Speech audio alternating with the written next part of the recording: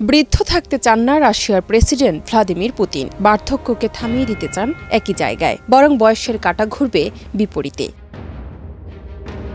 বার্ধক্যকে ঠেকিয়ে রাখার যে অদম্য বাসনা, এর থেকেই অ্যান্টি এজিং নিয়ে গবেষণা চলছে বিশ্বজুড়েই। তবে শরীরের বয়সের ছাপ লুকিয়ে রাখার অ্যান্টি এজিং থেরাপি একরকম, আবার একেবারে বুড়ো থেকে যুবক হয়ে ওঠার পদ্ধতি অন্যরকম। বার্ধক্যের দোরগোড়ায় আসামাত্রই জীবনের চাকা ঘুরিয়ে পেছন দিকে চলবে, অর্থাৎ ফিরে যাওয়া যাবে যৌবনে। ক্ষমতা ও শক্তিকে বশে রাখতে বার্ধক্যের সঙ্গেই যুদ্ধ ঘোষণা করে দিয়েছেন রুশ প্রেসিডেন্ট ভ্লাদিমির পুতিন।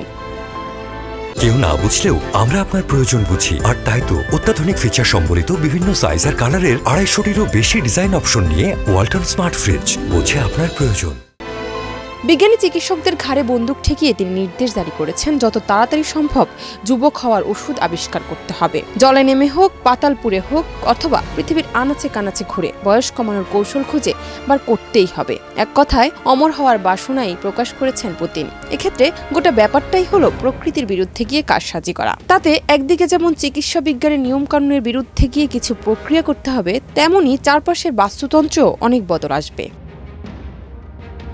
এখন কথা হলো, বার্ধক্যকে কি সত্যিই থামিয়ে দেওয়া সম্ভব? এই বিষয়ে স্ত্রীরোগ চিকিৎসক ও রিজেনারেটিভ মেডিসিন নিয়ে গবেষণারত মল্লিনাথ মুখোপাধ্যায় আনন্দবাজার অনলাইনকে বলেন, আজ না হলেও আগামী দিনে বয়সের চাকা ঘুরিয়ে দেওয়ার পদ্ধতি যে আবিষ্কার হবে না তা বলা যায় না।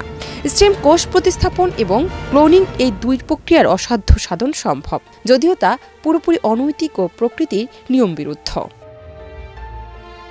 ডেস্ক রিপোর্ট, দেশ রূপান্তর।